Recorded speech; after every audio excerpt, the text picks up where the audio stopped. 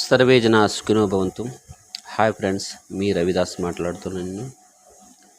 So జీవితం యొక్క పరమ సత్యాన్ని తెలుసుకోవడానికి ఎవరైతే ప్రయత్నిస్తున్నారో వారి కోసం ఈ లెక్చర్.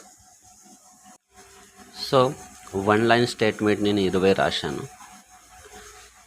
అవి స్టేట్మెంట్లన్నీ బ్రహ్మసూత్రము ఉపనిషత్తు యొక్క సారమే ఉన్నది. అవి ఉపనిషత్తులు బ్రహ్మసూత్రాలు సంస్కృతిలో ఉన్నందుకు దాని యొక్క అర్థాలు మనం సరిగా తెలుసుకోలేము.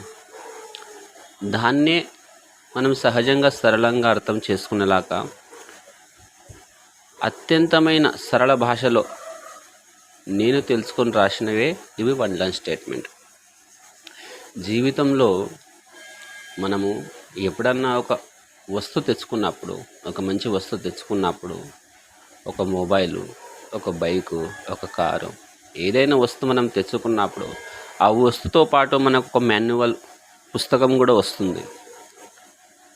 సో ఆ పుస్తకాన్ని మనం ఎప్పుడు చదవము, వస్తువును మాత్రం మనం ఉపయోగిస్తాం. ఉపయోగించిన తర్వాత ఆ వస్తువు పాడైనాక అప్పుడు ఆ వస్తువుని ఎలా రిపేర్ చేయాలన్నది మనం మాన్యువల్ చూసి దాని వస్తువును రిపేర్ చేయడానికి ప్రయత్నిస్తాం. సో ఆ వస్తువు ఆపరేట్ చేయాలంటే ఎలా అయితే ఒక మాన్యువల్ ఉన్నదో అలాగే మన జీవితాన్ని అర్థం చేసుకొని మన జీవితాన్ని ఎలా మనం ఉండాలి, శరీరం అనే ఒక యంత్రము, మనసు బుద్ధి అనే ఒక యంత్రాన్ని దీన్ని నియంత్రించి దీన్ని ఎలా అదుపులో పెట్టి మనం ఆనందంగా ఉండాలి అని తెలుసుకోవడానికే ఈ యొక్క ఉపనిషదాలు, శాస్త్రాలు. కానీ అవి మనకి సరిగా అర్థం కావు. అందుకే దానికోసం గురువు ఉన్నాడు. గురువును ఆశ్రయించి, యోగ్య గురువును ఆశ్రయించి మనం ఈ శరీరం అనే యంత్రాన్ని నడపాలి. చాలామంది యంత్రము పాడైనాక మాన్యువల్ చదువుతారు. కాదు, ముందు మాన్యువల్ చదువు, దాన్ని అర్థం చేసుకో, అప్పుడు యంత్రాన్ని ఉపయోగించు. మన జీవితంలో కూడా తెలుసుకో, గురువు దగ్గర స్పష్టత తీసుకో. దాని తర్వాత నీ జీవితం అనే యంత్రాన్ని ఆనందంగా నడుపు దాన్ని. ఇదే నేను చెప్పేది. సో 1 లైన్ స్టేట్మెంట్ నేను చదువుతా, దాన్ని మీరు అర్థం చేసుకోవడానికి ప్రయత్నించరు. ఫస్ట్, నీలో తప్పులను చూచేవాన్ని దూరంగా ఉండు. నమ్మకం లేని చోట వాదించకు. విలువను లేని చోట అడుగు పెట్టకు. వ్యక్తులను, వస్తువులను విలువ తక్కువ చేసి చూడకు.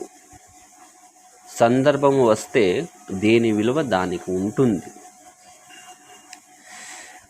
ఒక్కసారి నువ్వు నటిస్తున్నావని ఎదుటివారికి తెలిస్తే రెండోసారి నువ్వు ఎంత మొత్తుకున్నా వాడు నీ మాట నమ్మడు. అందుకే నటించకు, సత్యముగా ఉండే ప్రయత్నం చెయ్యి. ఒకరితో మరొకరిని పోల్చకు, అది తప్పు. సింహం ఎప్పటికీ కుక్కలాగా విశ్వాసం చూపలేదు. కుక్క ఎప్పుడు అడవికి రాజు కాలేదు. కానీ ఎవరి విలువ వాలిదే, ఎవరి గొప్పతనం వాలిదే. నీ ప్రతికూల యొక్క ఆలోచనలే నిన్ను ఆపుతున్నాయి, నీకు ప్రగతికి బాధ తెస్తున్నాయి. పనికి రాని ఆలోచనలు రావడం సహజమే. పనికి వచ్చేదాన్ని పట్టుకొని కార్యం చేయడం వివేకం.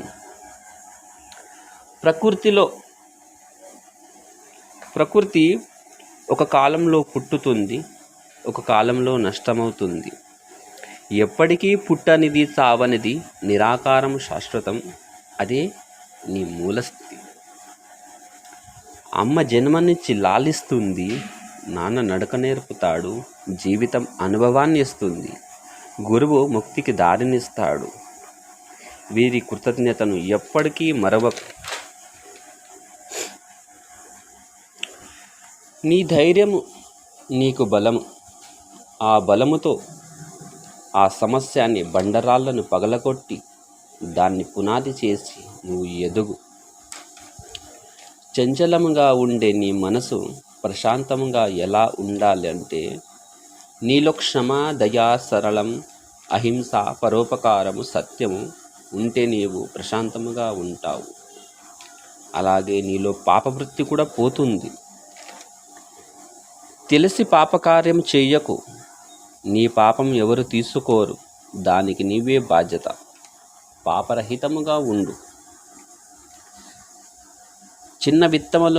చిన్న విత్తనంలో మహావృక్షం ఎలా దాగి ఉందో అలాగే నీ హృదయంలో బ్రహ్మానందం అలాగే ఉంది, చూసుకో. పోయిన కాలం తిరిగి రాదు, ఉన్న వర్తమానం ఎవరి కోసం ఆగదు. తొందరగా నీలో పరమాత్ముని కలుసుకో. భగవంతుడు తీర్థక్షేత్రాల్లో విశేషముగా ఉన్నాడు అని అనుకోవడం నీ అజ్ఞానం. భగవంతుడు సృష్టిలోన ప్రతి చోట ఉన్నాడు అని తెలుసుకోవడమే జ్ఞానము. రాగద్వేషాలు ఉన్నవాడు అశాంతిగా ఉంటాడు, అవి లేనివాడు ప్రశాంతముగా ఉంటాడు. అందుకే మౌనంగా ఉండు. అజ్ఞానానికి 6 పిల్లలు. అవి కామము, క్రోధము, లోభము, మోహము, మదము, మత్సర్యము. దీన్ని జ్ఞానమనే ఖడ్గంతో దాన్ని చంపిపారే, అప్పుడే నువ్వు రాజువైతావు. ప్రపంచము అంటే ఒక నాటకం. ఆ నాటకం అనే రంగంలో నువ్వు నటించు, జీవించకు. నాటకము శాశ్వతము కాదు, అలాగే జీవితము శాశ్వతము కాదు అని తెలుసుకొని ఆత్మస్థితిలో ఉండు. సంసారం ఇది ఒక అందమైన అబద్ధం. అది ఎలా అంటే, అన్ని కాలంలో పుట్టుతాయి, అన్ని కాలంలో చస్తాయి, ఏది స్థిరంగా ఉండదు. అందుకే ఇది ఒక అందమైన అబద్ధం అని తెలుసుకో. సాధన చేస్తే సాధ్యము కానిది ఏదీ లేదు. కానీ అన్నిట్లో గొప్ప సాధన అంటే మనసును నీ ఆదర్శంలో పెట్టుకోవడమే. ఆత్మస్థితి అంటే ఎప్పటికీ ప్రశాంతంగా ఉండే స్థితి, ఆనందముగా ఉండే స్థితి. అది ఒక్కసారి వచ్చిందా ఎప్పటికీ పోదు. ఎప్పటికీ శాశ్వతముగా ఉండేదాన్ని కోరుకో. ప్రకృతి మొత్తం నిష్కామకర్మతో ఉంది. ప్రకృతిని తెలుసుకున్నవాడు భగవద్గీతను ఒక్క నిమిషంలో తెలుసుకుంటాడు. భగవద్గీత యొక్క సారమంతా నిష్కామకర్మనే. సమస్త బ్రహ్మసూత్రాలు, ఉపనిషదాలు ఋషులు మునులు మనమ యొక్క స్వస్వరూపాన్ని దర్శించుకోవడానికి రాశారు. పురాణాలు, ఇతిహాస కథలు భగవంతుని గురించి చెప్తున్నాయి. కానీ బ్రహ్మసూత్రము, ఉపనిషదాలు నీ గురించి చెప్తున్నాయి. మూలతః నువ్వు ఎవరు, నీ ఆనందం, నీ సత్యము, నీ జ్ఞానము అన్నీ నీలో నుంచేటే పుడుతున్నాయి. నీవే ఒక ఆనంద స్వరూపుడు. మనల్ని పరిచయం చేస్తుంది ఉపనిషత్తు. పురాణాలు భగవంతుని యొక్క గొప్పతనం గురించి చెప్తున్నాయి. ముందుగా నువ్వు తెలుసుకో. దాని తర్వాత భగవంతుడు అనేది నీకు అప్పుడు తెలుస్తుంది. సో ఋషులు, మునులు, వేదవ్యాసులు కలియుగంలో ఉన్న మానవులు యొక్క మానసిక స్థితి ఎలా ఉంటుందో ముందే వాళ్ళు గ్రహించారు.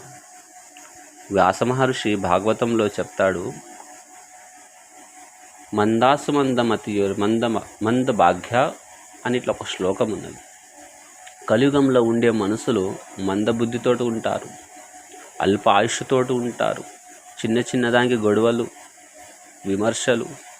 వీళ్ళ యొక్క మానసిక స్థితి ముందే గ్రహించి అతను మానవుల యొక్క సమస్త శాంతిని, ఆనందాన్ని ఎలా ఉండాలో, వారి యొక్క స్వరూప ఆత్మజ్ఞానం, దాని గురించి అతని ఉపనిషదాలు రాసిండు, బ్రహ్మసూత్రాలు రాసిండు. ఎవరైతే ఆత్మజ్ఞానం తెలుసుకోవడానికి యోగ్యం లేరు వారి కోసం పురాణాలు, ఇతిహాసాలు అవి చదువుకుంటా సాధన చేసుకుంటా మనసు యొక్క మనసు మీద ఉన్న ధూళిని మెల్లిగా మెల్లిగా తుడుచుకుంటూ దాని తర్వాత జ్ఞానానికి యోగ్యులవుతారు. జపము, అర్చ విగ్రహ సేవ, వైష్ణవ సేవ ఇవి తప్పు కాదు. ఇది ఒక ఎల్కేజీ స్టేజ్ లాంటిది. ఈ స్టేజ్లో వాడికి మృగం లాంటి ఉన్నవన్న స్వభావాన్ని ఒక మనిషిని తయారు చేస్తుంది.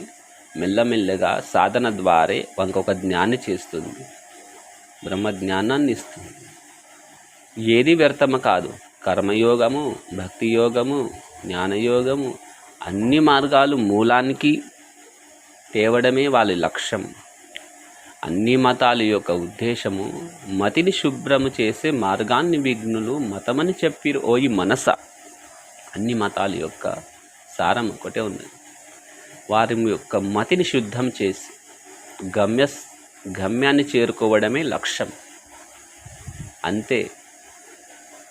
సో ఎంతో అత్యంత విలువైనది ఈ మనుష్య దేహం. ఈ దేహము ఒక సాధన. ఈ సాధనతోటే మనం సాధ్యం చేయాలి. ఒకవేళ మనము ఒక పశువై పుడితే ఇవి ఆలోచన, నేనెవరు, భగవంతుడెవరు, ఈ దుఃఖాలెందుకు, కష్టాలెందుకు మనం ఆలోచించలేము. వివేకం ఉన్నది కాబట్టి మనం ఆలోచించాలి, నాకు దుఃఖం అనేది ఎందుకు వస్తుంది. ఒక వస్తువు ప్రాప్తం చేసుకున్నాక దానిలో ఉన్న ఆనందము ఎప్పటికీ ఎందుకు నిలుస్తలేదు. ఒక బైక్ కొనుక్కున్న తర్వాత ఫస్ట్ రోజు ఏదైతే ఆనందాన్ని ఇస్తుందో అది ఒక 6 నెలల తర్వాత ఎందుకు ఇయ్యదు ఆనందం. మనసు ఇంకొక వస్తువు మీద ఎందుకు పోతుంది. 5G మొబైల్ కొనుక్కున్నా, దానికి మించిన మొబైల్ వస్తే దాని మీద ఆకర్షణ కలుగుతుంది. అది ప్రాప్తం చేసుకున్నాక ఈ యొక్క 5G మొబైల్ మీద ఆసక్తి తగ్గుతుంది. ఒకటే వస్తువు మీద మనకు ఎప్పటికీ మనసు స్థిరంగా ఎందుకు ఉండలేదు. మనసు కోరికలని గుర్రాల మీద సవారీ చేస్తుంది. అది మనకు తెలియకుండానే అవుతుంది. ఎందుకు అవుతుంది అట్లా? విషయ వస్తువుల మన ఆనందం ఉందని అనుకుంటున్నావు. మనం సంతోషము, మన ఆనందం ఇతర వస్తువు మీద డిపెండ్ ఉందని నువ్వు అనుకుంటున్నావు. అది ఎప్పటికి కాదు. ఒక వస్తుతోటి వచ్చిన ఆనందం ఆ వస్తు పోతే ఆనందం కూడా ఆ వస్తుతోటే పోతుంది. దీని విషయాన్ని వివేకంతో ఆలోచించాలి. ఒక వస్తు మీద ఒక వ్యక్తి మీద ఒక పదవి మీద పెట్టుకున్న నువ్వు ఆశలు అవి పోయినప్పుడు అవిటితోటే పోతుంది. నీ ఆనందం ఒక వస్తువు మీద డిపెండ్ లేదని తెలుసుకో. నువ్వే ఒక ఆనంద స్వరూపుడని తెలుసుకో. అడవిలో ఉన్న జింక ఎంతో సుగంధం ఎక్కడి నుంచో వస్తుంది అనేది ఎక్కడెక్కడికో పరిగెడుతుంది. సుగంధం ఎక్కడి నుంచో వస్తుంది. పరిగెత్తి అలసిపోయి ఒక జాగాలో కూర్చొని ఆలోచిస్తుంది, సుగంధం అన్నది ఎక్కడ వస్తుంది. అత్యంత దగ్గరగా ఉన్న దాని నాభిలో నుంచి సుగంధం వస్తుంది. అదే కస్తూరి. దానికి తెలిసింది, అరే సుగంధం నా నుంచటే పుట్టింది, నా నుంచటే వస్తుంది. అది తెలుసుకుంది. అలాగే మనసును ఎప్పుడైతే ప్రశాంత స్థితిలో మనం పెట్టుకుంటామో అప్పుడు ఆనందం అన్నది నీలోనే ఉందని నువ్వు తెలుసుకుంటావు. ఇది ఒక ఆధ్యాత్మిక మార్గంలో అత్యంత గుహ్యమైన రహస్యం. ఇది అందరు చెప్పరు. తెలుసుకునే అర్హత వానికి లేదు కాబట్టి ఈ జ్ఞానం అనే మార్గంలో వాడెవడో వానికి తెలిపిస్తుంది. అందుకే జ్ఞాన మార్గంలో ఉండాలంటే కొంచెం వివేకం, ఆలోచన, శ్రవణం, మననం, నిధిధ్యాసం ఇది అత్యంత అవసరం. మరి జ్ఞానము ప్రాప్తం చేసుకునే వానికి అర్హత లేకపోతే వానికి నువ్వు జపం చేయరా, అర్చ విగ్రహ సేవ చేయరా అని అంటారు. వాడు చెయ్యంగా అంతఃకరణ శుద్ధి ఎలా అవుతుందో, కామక్రోధాదులు ఎలా నష్టం అవుతావు, మెల్లగా వారి యొక్క మనసు అంతర్ముఖం అవుతుంది. మనసు ఎప్పుడైతే అంతర్ముఖం అవుతుందో అప్పుడే తనలో ఉన్న ఆత్మస్థితిని వాడు అనుభవిస్తాడు. అందరూ అంటారు ఆత్మజ్ఞానం నాకు అయ్యింది, ఆత్మదర్శనం అయ్యింది, గురువు నాకు ఆత్మజ్ఞానాన్ని ఇస్తాడు, గురువు మోక్షాన్ని ఇస్తాడు. ఇదంతా అబద్ధం. ఇదొక భాష. ఎవరికి ఆత్మజ్ఞానం ఇయ్యరు, ఎవరికి జ్ఞానాన్ని ఇయ్యరు. ఆత్మలో జ్ఞానం పరిపూర్ణమై ఉన్నది, ఆత్మ ముందే ఉన్నది, అది నిరాకారమై ఉన్నది. ఈ యొక్క కుడి చెయ్యి ఇలా పైకి లేచి కుడి చెయ్యిని ఎప్పుడైనా పట్టుకుంటుందా? కుడి చెయ్యి ఎడమ చెయ్యి పట్టుకుంటుంది, అంతేగాని కుడి చెయ్యికి ఎప్పటికీ పట్టుకోదు. దానికి తెలిసింది, అరే ప్రయత్నించంగా తెలిసింది కుడి చెయ్యి నేనే ఉన్నాను, మళ్ళీ కుడి చెయ్యికి ఏం పట్టుకోవాలి. అలాగే ఈ ఆత్మ సంశోధన మార్గం లోపల మనసు ఎవరు ఆత్మ అంటే ఏంటి అని సంశయించుకుంటూ, సంశయాల యొక్క నివృత్తి చేసుకుంటూ ప్రయాణం చేస్తూ తెలుసుకుంటదికి నేనే ఆత్మనని. అలాగే ఈ యొక్క ఆలోచన అన్నది, విచక్షణ అన్నది అందరు చేయలేరు. సో ఈ ఆత్మజ్ఞానం గురించి ఎంత చెప్పినా తక్కువే. ఇది తెలుసుకునే విషయం ఉన్నది, దీనికి సాధన కూడా అవసరం లేదు. సాధన ఎవరికంటే మనసు ఉంటేనే సాధన, మనసు ఉంటేనే మాయ. అలాని మనసు లేని కార్యం లేదు. మనసు ఉండాలి, అవసరానికి ఉపయోగించి దాన్ని మన నియంత్రణలో ఉంటుంది. జ్ఞాని యొక్క లక్షణం, వంట చేసేటాడు కత్తి కూరగాయలు కోసిన తర్వాత ఒక పక్కకు పెడతాం. అలాగే మనసు అవసరానికి ఉపయోగించి దాన్ని నియంత్రణలో పెట్టుకున్నవాడే జ్ఞాని. ఈ స్థితి ఉన్నది, దీనికే ఆత్మస్థితి అన్నారు, దీనికే సంశయం లేని స్థితి అన్నారు, ఇదే నిష్కామ అన్నారు. భాషలు అనేకమై ఉన్నది, పేర్లు అనేకమైనది, కానీ అన్ని దాంట్లో ఉండే స్థితి అంతా ఒకటే. భాష వేరు, నిష్కామ స్థితి పేరు పెట్టు, సంశయం లేని స్థితి పెట్టు, ఆత్మజ్ఞానం ఏమన్నా పెట్టుకోదానికి, మూలంలో ఉండే స్థితి ఒక్కటే. అన్నంకు రైస్ అంటావు, మరాఠీలో తాందూళ అంటావు, తెలుగులో బియ్యం అంటావు. భాష వేరు, మూలత వస్తువు ఒక్కటే. ఆత్మస్థితి అన్నా, సంశయం లేని స్థితి అన్నా, నిష్కామ స్థితి అన్నా, బ్రహ్మస్థితి అన్నా, బ్రహ్మజ్ఞానం అన్నా అంతా ఒకటే. పదాలు వేరున్నాయి, అందులో ఉండే స్థితి ఒక్కటే. ఇది నేను చెప్పాడు. సో ఈరోజుకి ఇదే నేను చెప్పే టాపిక్. సర్వే జన సుఖినో